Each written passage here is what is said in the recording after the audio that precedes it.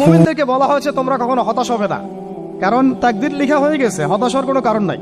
একটা প্রবণতা আমরা সমাজে দেখছি আত্মহত্যার। ইয়াং জেনারেশনকে আমরা নসিহত করব যে ভুলেও নিজের জীবনকে বিসর্জন দিতে যাবেন। আল্লাহ রাব্বুল আলামিন আপনাদেরকে সৃষ্টি করেছেন তার ইবাদত করার জন্য এবং তার জমিনে তার দিনটাকে প্রতিষ্ঠা করার জন্য। হেলায় খেলায় আপনার জীবনটা নষ্ট করবেন না, ঠিক আছে ভাই? আল্লাহ বোঝার তৌফিক দান করেন। তো কলম সৃষ্টি করার পরে কিয়ামত পর্যন্ত সব লেখা হয়ে গেছে। এখন আমাদের এই পৃথিবীতে তো মানুষ ছিল না, ছিল? এদিকে মনোযোগ দেন। এই পৃথিবীতে কি আগে মানুষ ছিল? এই পৃথিবীতে আগে কি ছিল তাহলে বলেন? হ্যাঁ, মাশাআল্লাহ। এই পৃথিবীতে আগে কি ছিল? এখন ওরা নাই? সবার সাথেই কিন্তু একটা করে আছে। কমপক্ষে কয়টা করে? সবার সাথে কমপক্ষে একটা করে। আর কোন কোন জায়গা আছে যেখানে জিনের বড় বড় আখড়া আছে। পৃথিবীতে যে জায়গাগুলো থেকে ইসলাম বিরোধী অপতৎপরতাগুলো চলে, ওখানে জিনের আখড়া বেশি।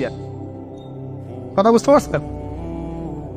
তো জিন জাতিকে আল্লাহ পাক ধ্বংস করে দিয়েছেন তাদের পাপের কারণ, আল্লাহ দ্রোহিতার কারণে, অবাধ্যতার কারণে।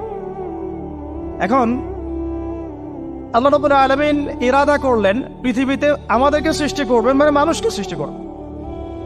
আল্লাহ পাক তার সমস্ত ফেরেশতাদেরকে একত্রিত করলেন। ঘটনাটা কিন্তু খুব ইন্টারেস্টিং।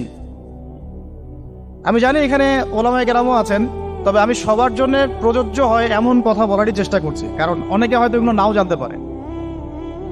তো আল্লাহ পাকের ভাষায় আমি যদি বলি, আল্লাহ রাব্বুল আলামিন বলছেন, বা'দা আউযু বিল্লাহি মিনাশ শাইতানির রাজীম, ওয়াইয ক্বালা রাব্বুকা লিল মালায়েকা ইন্নী জাইলুন ফিল আরদি খলিফা। হে নবী মুহাম্মদ সাল্লাল্লাহু আলাইহি ওয়াসাল্লাম, তুমি স্মরণ করো সেই সময়ের কথা যখন আল্লাহ তোমার রব সমস্ত ফেরেশতাদেরকে ডেকে বলেছিলেন যে ইন্নী জাইলুন ফিল আরদি খলিফা, আমি জমিনে মানে পৃথিবীতে আমার খলিফা পাঠাতে চাই।